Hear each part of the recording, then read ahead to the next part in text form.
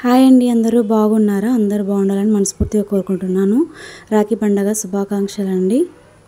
మన సొంత అన్నతమ్ములకు కాకుండా పెద్దమ్మ పెద్దనాన్న పిల్లలకు, బాబాయిలకు, బావలకు, నాన్నలకు, తాతలకు ఇలా కొంతమందికి కడతారు కదా. అలా ఎంతమంది కడతారో కామెంట్ చేయండి. రాఖీ కడితే డబ్బులు ఇవ్వాల్సి వస్తుందని కొంతమంది కట్టించుకోరు కదా.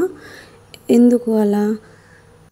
రాఖీ కట్టిన ఆడపిల్ల అన్నదమ్ముళ్ళు సుఖ సంతోషాలతో ఉండాలని కోరుకుంటుంది, కానీ డబ్బులను అయితే ఆశించదు. ఆ ఆడపిల్ల పెళ్ళి కాకముందు కానీ పెళ్ళైన తర్వాత కానీ ఏదన్నా ఆపదలో అన్నయ్య రక్షగా ఉంటాడని కావాలని అనుకుంటుంది, అంతకు మించి ఏమీ కాదు. నేను చెప్పింది నిజమా కాదా? నేనైతే మా పాపకు బాబుకి అయితే ఇవాళ రాఖీ కట్టించాను.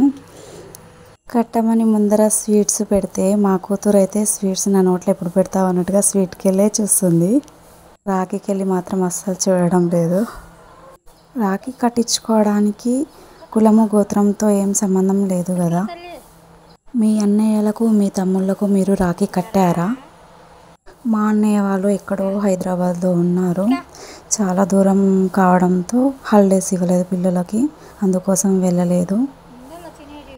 హారతి, బొట్టు, అక్షింతలు అట్లాంటివి మాకు ఏమీ లేవు. అందుకోసము మా బాబుకు రాఖీ మాత్రమే కట్టించాను. కాళ్ళు మొక్కిస్తుంటే మా కొడుకైతే కొత్త కదా, చాలా అంటే చాలా నవ్వుతానే ఉన్నాడు. ఒకటే వినా మా కూతురుతో కాళ్ళు మొక్కిస్తుంటే స్వీట్కి వెళ్ళే చూస్తుంది. నా కూతురేమో స్వీట్ కోసం ఇలా ఏడుస్తుంది చూడండి, కావాలి స్వీట్ అని.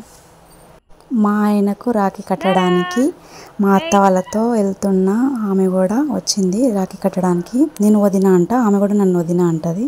రాఖీ కట్టేసి వెళ్ళింది. సబ్స్క్రైబ్ చేసుకోండి.